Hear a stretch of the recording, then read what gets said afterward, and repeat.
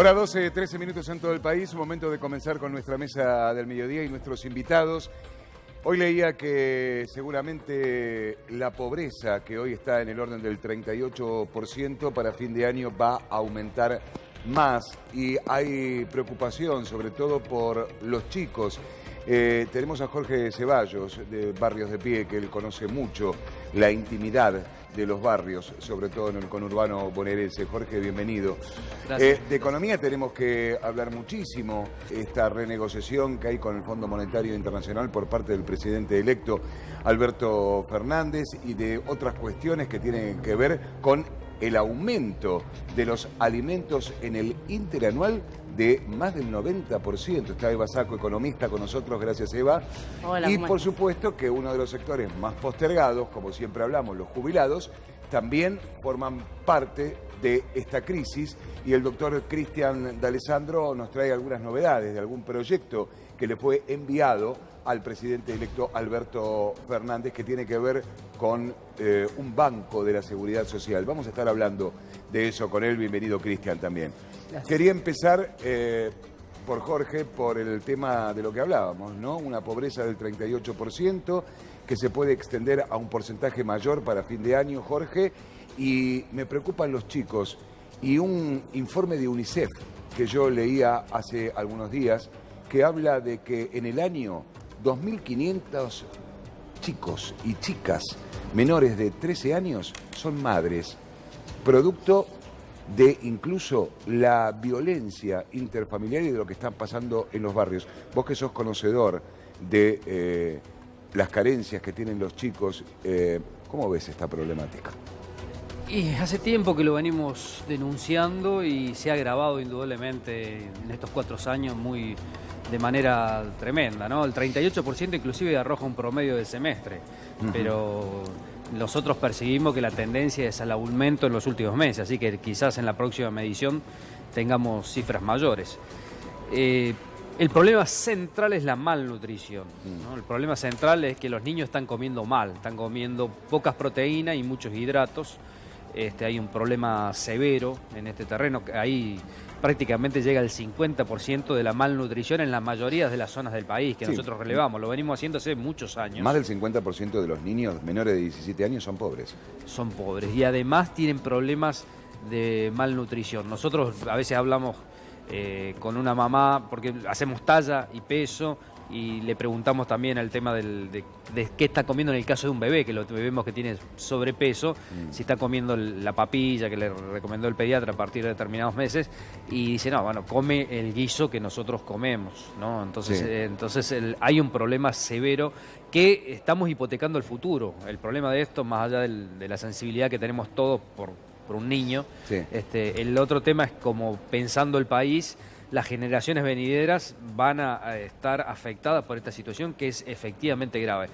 Y el otro tema es que la pobreza, los pobres y los niños ya no solo quieren que los cuenten, ya sabemos que son porcentajes alarmantes, quieren soluciones. Exacto. Entonces yo, por suerte, he escuchado del gobierno electo, algunas decisiones, como es el tema de atacar el hambre. Me parece que es un tema que además es injustificado en este país, pero la solución tampoco se lleva cifras tan grandes para un presupuesto. Así que sería interesante y veo con expectativa de que se aborde esta temática, el tema del hambre, seriamente, porque es el primer paso que tenemos que dar, que todos los argentinos podamos acceder a tener una verdadera nutrición, ¿no? Una buena nutrición. Eva, en este informe que yo contaba recién de UNICEF, habla de pobreza, pero de pobreza estructural. O sea que no es por algo que ha pasado a lo mejor en algunos años, sino que esto viene desde hace mucho. Yo quería agregar una cuestión que es la mirada de género a lo que estaba diciendo Jorge. ¿Sí? El 56% de los hogares monoparentales con jefatura femenina y que tienen menores a cargos es pobre. El 56%, ¿sí? Esto era 50% en el 2016. Hay una condición estructural, pero también hay un empeoramiento muy importante de las condiciones de vida, ¿sí? Los hogares, por ejemplo, con jefatura, con doble jefatura, con padre y madre, ¿sí? Solo el 44% es pobre. O sea, hay más de 12 puntos respecto a los hogares monoparentales, respecto a los hogares que tienen una mujer a cargo. Y muchos de esos chicos se crían, según este informe, también en un ámbito de violencia. Sí, me parece que incorporar la mirada de género a la política social es imprescindible, ¿sí? No por algo son en general las mujeres las que tienen peores trabajos, las mujeres que son madres y tienen niños a cargo, tienen mayor tasa de informalidad laboral, mayor tasa de desocupación. Entonces, la contracara de la pobreza infantil, siempre lo dijimos, es la desigualdad de género, es la pobreza de las mujeres. Hay que mejorar la calidad de vida, las condiciones, el acceso al mercado laboral de todas esas mujeres, que en muchos casos son niñas madres o adolescentes o mujeres que fueron madres muy tempranamente y han visto dificultada su inserción laboral y continuar con su carrera y con sus estudios. ¿Y cómo se mejora la calidad de vida, por ejemplo, de un jubilado, Cristian, cuando sabemos que han aumentado en el último mes de octubre el 9% los medicamentos? Cuando, por ejemplo, el 90% de los alimentos o de algunos que componen la canasta básica han aumentado en esa cifra, más del 90%. Y estoy hablando, por ejemplo, de leche, de yerba y de pollo. Y además, el 87% de los ingresos de los jubilados van destinados a esa canasta básica. Hablando de la mínima, ¿no? Sí, bueno, a ver, hoy encontramos 2 de cada 10 hogares, en general, que han reducido la compra de medicamentos. No porque se han visto favorecidos por un viento de buena salud, sino porque dejaron de consumir el medicamento porque no lo pueden pagar. Sí, 2 de cada 10 personas. 2 de cada 10 hogares, en provincia de Buenos Aires y Cava. Por otro lado, este gobierno de Mauricio Macri se va a ir con un súper endeudamiento para con la clase pasiva, o sea, con los jubilados. Sí. Tenemos de 3,5 millones y un poco más, casi 3.600.000 créditos que entregó la ANSES. Escuchen la cifra porque no es menor. De 3,5 millones de créditos entregados a la ANSES, 1,5 millones se lo dieron justamente a los pobres, a las AUH. Bien, o sea, a la gente que cobra, ¿cuánto? 5.000 pesos. Sí. No, menos, la UH. Menos. Mucho menos. 2.500 y creo que... Bueno, ahora, otro 1,5 millones, un poquito menos, 1.300.000, fueron destinados a créditos para los jubilados, pensionados y la PUAM.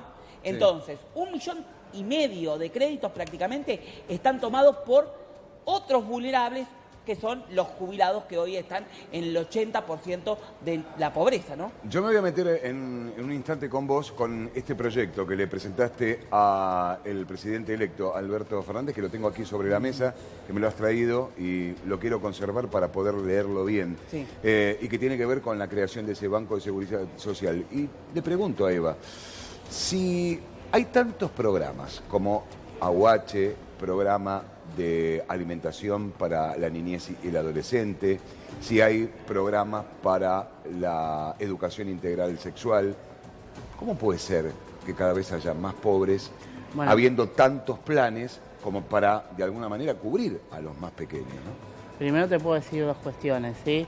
En primer lugar, una cosa es que esté el plan y otra cosa es la implementación de ese plan. O cómo se implemente. El poder adquisitivo del AUH se ha reducido muchísimo. Claro. De la misma manera que el poder adquisitivo de los jubilados. Que puedo hacer una observación, la mayor cantidad de las jubiladas de los jubilados de mínima, son 84% son mujeres. Claro. Nuevamente, es importante incorporar esta mirada de género. Bueno, otra cuestión que te la puedo dar vuelta también es cuál sería la situación hoy en día si no hubiera AUH y no hubiera habido moratorias previsionales. Qué importantes que son. Haceme un punto, ya volvemos. Muy bien, hasta luego. Bueno, ahí veíamos los precios justamente en el mercado central de Buenos Aires. La diferencia con lo que decíamos al principio, que más del 90% aumentaron los productos de la canasta básica. ¿Cómo puede ser esto, Eva? Que se puedan encontrar en el mercado central cortes que comúnmente uno en los barrios lo paga el 50% más caro y ahí en el mercado central estén en esos precios. No, bueno, también tiene que ver con el proceso de formación de precios.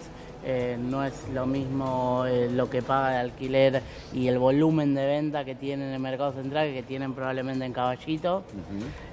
También lo que tiene que ver con los supermercados, sí. Durante estos años hubo un terrible proceso de concentración, no solo en lo que tiene que ver con los supermercados, sino también lo que tiene que ver con otros productos de distribuidores y de productores. Sí. Por ejemplo, el caso paradigmático es el caso de la leche, sí. Donde quedó una sola marca. Exacto. Prácticamente es la que abastece todo el mercado y los precios han aumentado muchísimo. Sí. Después hay otras cuestiones. Eso se puede solucionar con el tratamiento de la ley de góndolas que está ahora en el Congreso, ¿no? Hoy la ley de góndolas, yo no digo que es la solución, pero sí es una condición necesaria para que empecemos a ordenar un poco qué es lo que pasa con los precios, ¿sí? Si bien los supermercados no son los que generan la inflación es multicausal, sí. Los supermercados sí son formadores de precios, la cadena de valor sí es formador de precios y sí tienen que ver con el nivel de precios. Los precios han aumentado muy por encima de la inflación, los precios de los alimentos han aumentado muy por encima de la inflación y eso es una de las causas del estancamiento, más que estancamiento, la caída de la actividad económica que tenemos hoy en día, porque cuando una familia tiene que gastar casi todo su ingreso en pagar los alimentos, en pagar los servicios, en pagar los medicamentos, el caso de los jubilados, pagar el alquiler, no le queda resto para consumir absolutamente nada. Seguro. Y ese es el problema que tienen las pymes, que no tienen mercado. Claro. Después te quiero preguntar, porque hablando de las pymes, aparentemente Alberto Fernández está propiciando un plan de reacomodamiento en el cual incluye las deudas previsionales, sí. E impositivas para hacer una prórroga con respecto a eso, sí. Que puede beneficiar a las pymes. Ahora lo hablamos. El plan hambre. Yo creo que está muy bien la atención a los comedores comunitarios en los distintos barrios, Jorge, pero eso no tiene que ir de alguna manera de la mano con el otorgamiento de trabajo a la gente que no lo tiene, porque no es lo mismo comer en un comedor que en tu casa. Obviamente, esencialmente. Creo que va a haber además una tarjeta que se va a destinar solamente para comprar alimentos, ¿no? Y no se va a poder retirar dinero, solamente se va a poder utilizar. Me parece que es una medida también positiva. Ahora, la solución de la pobreza es el trabajo. Claro. ¿No? Y el tema es que se está discutiendo ahora también el tema de los acuerdos sociales. Hay que tener en cuenta que los sueldos de muchos trabajadores no cubren, digamos, en muchos casos no los exime de ser pobres. Sí. ¿No? Casi he hablado del problema de la pobreza estructural. Hace falta dar trabajo y que las remuneraciones sean, digamos, sí. Adecuadas. Yo creo que hay un desafío muy grande de, por un lado, diversificar la matriz productiva. Sí. Porque uno de los problemas que tiene acá la Argentina es que cuando crece empiezan las importaciones, digamos, y nosotros ahí necesitamos sustituir importaciones. Bueno, lo que estoy diciendo no es fácil. Claro. No es que yo diga una cosa y lo demás no lo sabe. No va a ser fácil. Claro, no es fácil, pero hay que ir en ese camino. Porque acá hemos tenido experiencia también de crecimiento, que el problema es que en determinado momento el crecimiento del Producto Bruto no trae aparejado el crecimiento de la demanda laboral, seguro. Digamos, ¿no? Y a la vez el crecimiento ha traído también que haya aumento de exportación y un estrangulamiento del sector externo. Entonces nosotros necesitamos diversificar la estructura productiva.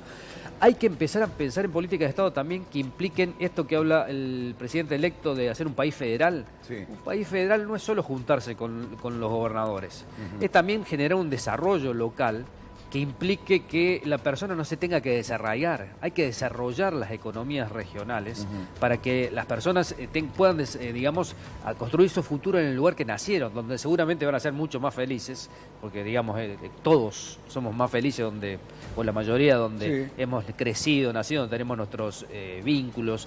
Entonces creo que hay que dar ahí infraestructura, porque las personas no vienen porque tienen ganas de viajar y quieren conocer Buenos Aires, vienen acá obligados. Por la situación pero hay que empezar a pensar eso, porque si acá solamente se piensa en el próximo turno electoral, yo no soy inocente, yo sé que hay que ganar elecciones, todo, pero también hay que pensar en gobernar dando soluciones de fondo. Seguro. Entonces, yo creo que hay que pensar en eso, en política de Estado, que nos den resolución a estos problemas. Tengo un informe en mi mano, dice el título: Propuesta de creación del Ministerio de Seguridad Social y Sociosanitarias para personas mayores, el Instituto de Seguridad Social Argentino y el Banco de Desarrollo Productivo, entre otras propuestas. Este informe, cuya autoría es del doctor Cristian D'Alessandro, que está con nosotros, le llegó a manos al presidente electo Alberto Fernández. Quiero que me lo expliques brevemente, porque esto tiene 37 páginas y no tenemos mucho tiempo. No, eso lo hicimos con un equipo de trabajo muy amplio, sí, muy homogéneo y también con mucha calidez en lo que tiene que ser el PAMI, la ANSES, la Agencia de Discapacidad y los organismos de seguridad social. Lo que nosotros le propusimos, venimos trabajando desde el Frente de Todos con los equipos del Frente de Todos en cuanto a qué estructura debía tener el fondo de todos nosotros, el fondo de los jubilados y el fondo de los trabajadores. O sea, esto que es va el fondo atado de al garantía FGS, ¿no? El Fondo de Garantía de Sustentabilidad. Por otra parte, con el equipo que yo puedo integrar, le propusimos a través del equipo que tiene el presidente electo, Santiago Cafiero, Nicolás Trota y el propio Alberto Fernández, la creación de algo para preservar el fondo de todos nosotros. ¿Cómo creemos nosotros que tenemos que preservar el Fondo de Garantía de Sustentabilidad poniéndolo al servicio de la sociedad? Reactivando las medianas y pequeñas empresas, reactivando las economías regionales, reactivando las viviendas sociales, dando o creando un banco de desarrollo productivo de la seguridad social al mejor estilo ecuatoriano, en el que los 22.000, 30.000 millones de dólares que hoy tiene el Fondo de los Jubilados y Trabajadores genere se préstamos ponga y créditos en préstamos a baja tasa de interés o tasas subsidiadas, en el que eso haga mover la perilla de la economía o prender la economía, como decía Alberto Fernández. Ahora, esta es una propuesta que nosotros le hicimos. Sí. También se lo hicimos por este medio y a través de los equipos técnicos formales del Frente de Todos. Alberto la debe tener en su escritorio, lo tendrá que evaluar, lo cual no significa que Alberto la aplicará o no la aplicará. Sí, no, son propuestas. La idea es que esa plata que de todos nosotros se vuelque a, por ejemplo, un pequeño y mediano productor de manzana. Te hago una pregunta. Con esto te hago una pregunta. En este banco también va a ser generador de ingresos para los jubilados, claro, más allá de los créditos. Claro, te explico cómo pensamos nosotros. Por ejemplo, un pequeño y mediano productor de manzana de Río Negro tiene que comprar una máquina. Sí. Y hoy la máquina, si la saca de un crédito de un banco comercial, ¿cuánto está? 70-80% de tasa de interés como mínimo. Claro. Bueno, tener una tasa subsidiada que pueda comprar la maquinaria de industria nacional. Ajá. No que le da la plata porque sí. Esa máquina se pone al servicio de la economía porque se pone a producir. No la puede vender, comprarla y venderla al mismo momento, sino que tiene que tener un periodo de amortización.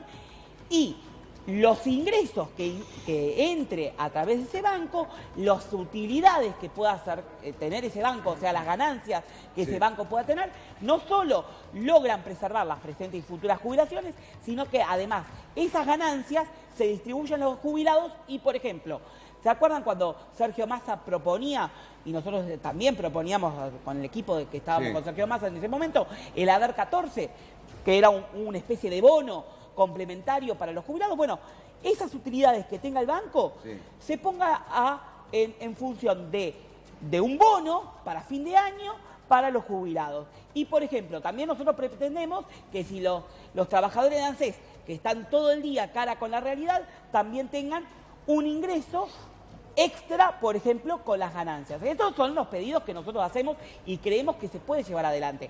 Lógicamente, en mediano plazo, no es un día para el otro, hay que poner al servicio de la sociedad completa lo que hoy el gobierno se está llevando en pala, dándole a los grupos amigos como medios de comunicación, petroleras y otras empresas, bonos de la deuda en serie, generando papeles pintados en forma de bono. Entonces, lo que hoy el gobierno está despilfarrando la plata de los jubilados, nosotros lo proponemos para que se otorgue ya no de manera discrecional, que venga una empresa X a pedir un crédito, sino para el servicio de la economía social. Eva, hablábamos recién de que posiblemente las pymes tengan una reforma previsional y impositiva que tiene que ver con una moratoria en las deudas que tienen. Eso las es empresas importante. están en una situación muy Claro, compleja, ¿sí? Muy compleja. Y bueno, una forma que tienen de financiarse es con la AFIP, ¿sí? No hacen los aportes o no pagan los impuestos, porque en muchos casos la tasa de interés que les termina cobrando la AFIP es menor que la tasa de interés que cobran los bancos por lejos. Sí. Ahora, ¿qué les pasa a las empresas que se financian con la AFIP? Como siguen sin vender y el mercado sigue sin arrancar, empieza a haber una rueda y después se les arma una bola que no pueden resolver de ninguna manera. Te cortan el quit y después le cortan el quit. No podés facturar, no podés hacer Les ninguna cortan el operación. quit, entonces es importante a esas empresas resolver esa cuestión. El problema del endeudamiento de las empresas y de las familias y de los jubilados y de la gente que tiene AUH es muy problemático. Hay un informe que dio el Banco Central, es un dato viejo de julio, que los hogares argentinos deben en promedio 3,2 sueldos. Es uno de los máximos históricos, el máximo histórico desde 2005 que se empezó a relevar ese dato. Ahora, vos fíjate que estábamos hablando de la crisis alimentaria, ¿no? Producto de la crisis económica que hay. Pero eso va de la mano con el tema de salud. Estoy leyendo que ajustan las personas la compra en medicamentos. 2 de cada 10 personas ya dejaron de ir al médico por lo que significa el tema del costo. Y aparte, con todo esto, las personas están padeciendo crisis psicológicas por todo lo que está pasando. Ni que hablar de los jubilados, ¿no? Fíjate lo que fue uno de los sectores que más aumentó en todo el año fueron las prepagas. Mucha gente no ha podido sostener. Ahora 70%. salieron estos planes low cost que cubren muchas menos cuestiones. Y además las prepagas, que han aumentado muchísimo, han tenido muchísimos perdones impositivos, que es el lado B que no se conoce. Pero aparte el costo y ahí de los tenés el rol del Estado. El Bueno, 9% en octubre solamente. Entonces, y la después, gente- y después las prepagas justifican con el aumento de los medicamentos que te aumentan que les aumentan los costos y que aumentan Sí, no solamente las los pagas. medicamentos, también una de dice las- que les aumentan los tratamientos. Entonces, vos tenés el problema acá de un Estado que hace la vista gorda y que no interviene donde tiene que Que se intervenir. reguló el precio de los medicamentos, por ejemplo, como un bien de lujo. La Ahora, Secretaría de Comercio ya no mira, no mira solamente nada. depende de salud y salud Claro. deja hacer lo que quiere. Ahora, miren, la Organización Mundial de la Salud hizo un informe, pero viejísimo, Sí. que establece que la pobreza, ¿en dónde se mide más que nada? En los dientes. Cuanto menos dientes tiene una persona o la sociedad empieza a Sí. perder, es sinónimo de pobreza, porque la gente lo que primero deja de consumir son las pastas de dientes, ir al dentista. Eso es lo que está provocando la pobreza, no solo en la compra de los medicamentos, sino también en el deterioro de la salud. Vamos a ver en el mercado central qué es lo que está pasando con los precios, que es la gran preocupación de la gente. Paula.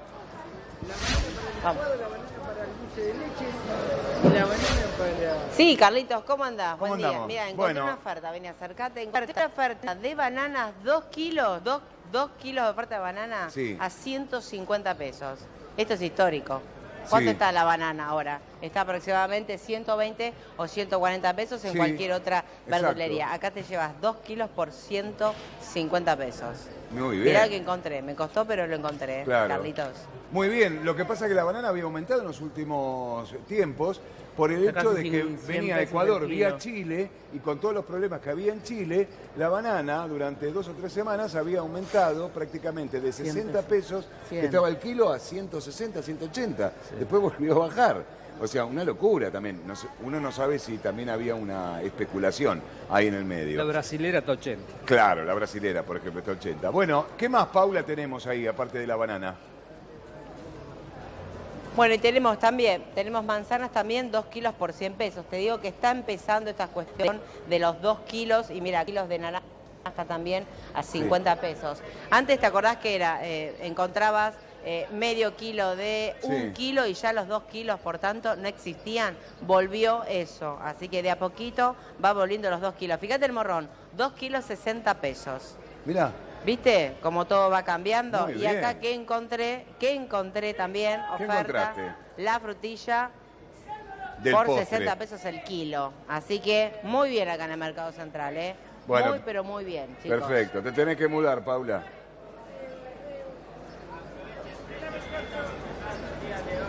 ¿Estás escuchando, Carlitos? Sí, te estoy escuchando perfectamente. Te decía que te tenés que mudar. Yo no te escucho. Te perdí. Bueno, no importa. Te perdí, Carlitos. Gracias, Paula. Vamos a volver en cualquier momento en vivo ahí al Mercado Central. Bueno, esto es lo que veíamos, ¿no? La problemática que hay en los precios y la problemática que hay incluso en los barrios. Yo digo, con el aumento del 90% en los alimentos que componen la canasta básica, ¿cómo se asiste hoy, Jorge, a los comedores? Es imposible. No, es muy difícil, muy, muy difícil. Los comedores expresan un grado de organización. El comedor no surge, digamos, al azar, digamos, ¿no? Surge por una necesidad, pero expresa un grado de organización del vecino. La mayoría son mujeres, o sea, las mujeres que, además de que el rostro de la pobreza tiene una clara predominancia de mujer, como bien lo señalaban acá, Sí. pero también hace mucho tiempo que son las que encabezan la mayoría de las luchas y los procesos organizativos. Seguro. El varón, cuando la crisis se agrava mucho, aparecen los varones adultos, que porque en principio no, digamos, le da un poco de vergüenza, Sí. digamos, pero después empiezan a ir también en muchos casos, ¿no? Bueno, ahí Ahora, tenemos un ejemplo, por ejemplo, con lo que Claro. decía Eva, Margarita Barrientos, ¿no? ¿Cuántas Margaritas Barrientos hay Sí, en pero el hay- conurbano bonaerense? Sí, hay un montón Claro. y que hacen muchos esfuerzos sin Exacto. tantos ayudas del Estado. Exacto. Porque tienen por ejemplo, ir al mercado y las compras comunitarias son una de las cosas de ellos, digamos. Y el otro van al mercado inclusive a seleccionar verduras que en muchos casos no digamos, se dejan de lado, pero que ellas las pueden utilizar. Entonces hacen un montón de cosas, además de van a los frigoríficos, van a un montón de lados. Tienen mucho esfuerzo, mucha creatividad para poder realmente darle a esos niños la vianda. En muchos casos no es que comen ahí, sino que se llevan la vianda porque la idea es que coman en familia, ¿no? Que se mantenga la reunión familiar, Sí. porque es lo fundamental. Pero hay que terminar con los planes y con los comedores. Claro. Hay Lo que yo te terminar decía con antes. eso. Digamos, Hay que darle pensando. trabajo a la gente. Claro, tiene que haber trabajo. La solución para eso es el trabajo y hay que pensar en una Argentina que pueda generar empleo. Vos hablabas de la pobreza estructural que lleva mucho tiempo, es cierto, pero es bueno recordar que la Argentina no siempre fue así. El tema es que las nuevas generaciones ya casi están acostumbrándose a esto, Seguro. pero los que tenemos más años, recordamos que antes del golpe del 76 no había estos niveles de pobreza, no había una pobreza estructural, ¿no? Si hay algo que significó ese proceso, digamos, no solo la violación de los derechos humanos, sino el por qué se violó. A partir de allí creció la deuda y la pobreza empezó a ser hereditaria y estructural y llegó a los niveles que llegó, digamos, más allá de los gobiernos constitucionales que se sucedieron, que los bajaron en algunos periodos, pero no lograron revertir una tendencia que siempre estuvo del 25 al 56,4 del 2002. Entonces, ese es un tema que no nos podemos acostumbrar, porque esta Argentina antes tenía menos de 10% de pobreza, Sí. y no hace muchos años, y no estamos pidiendo milagro. Este es un país rico que en algún tiempo no tuvimos estos niveles de pobreza y podemos volver a tenerlo si realmente, luchamos contra los privilegios y además hay una clase de dirigente política que tenga el coraje de hacer otra Argentina, ¿no? Muchos dirigentes sociales e incluso la Confederación General del Trabajo decían que ante la situación de crisis de acá a fin de año no iban a propugnar el pedido de un bono o algo por el estilo. Yo escuché un dirigente sindical que dijo que sí, que iba a pedir un bono de 20.000 pesos a fin de año para su gremio. ¿Qué hacemos? Ahora creo que hay gremios que están en condiciones de pedirlo y otros que no, depende también la situación de cada empresa. Creo que lo más urgente claramente es atender la situación de la gente que tiene hambre, ¿sí? De la gente que está pasando necesidades muy importantes. Y también paralelamente a eso es importante el tema del acuerdo social. ¿Sí? Es importante, no es que vos puedas resolver la situación de una empresa o de un sector y ir poniendo parches. Así no se va a reactivar la economía, eso es lo que se vino haciendo hasta ahora y por eso la situación también está tan mal. Hay que generar un nuevo consenso de que estamos en una situación de un mal equilibrio y moverse a un equilibrio donde la economía pueda crecer. Hay que empezar a mover la rueda y una vez que la rueda se empiece a mover, rápidamente se va a reactivar. Paralelamente está el tema de la deuda, que es un gran problema y hay que tomarlo en cuenta. Pero el tema de la economía interna es empezar a movernos todos hacia una situación de equilibrio ¿Puede haber palos positiva. en la rueda? Esperemos que no. Hay un palo que dice FMI. Eso es un gran palo, pero bueno, tengamos esperanza de que hay una renegociación en marcha, ¿no? Perfecto. No tengo más tiempo. Les agradezco el haber venido. Cristian, estamos atentos. Voy a leerme este informe. 37 páginas. Tengo laburo para casa. Tengo laburo para casa. No solo está el banco, sino qué hacer con las personas con discapacidad, qué hacer con las moratorias previsionales, qué hacer con todo, porque en realidad lo que hay que hacer es repensar el sistema de seguridad social. Gracias, Cristian. Gracias, Eva Sacco. Gracias, Jorge Gracias, Carlos. Ceballos. Gracias por la invitación. Por favor, a ustedes.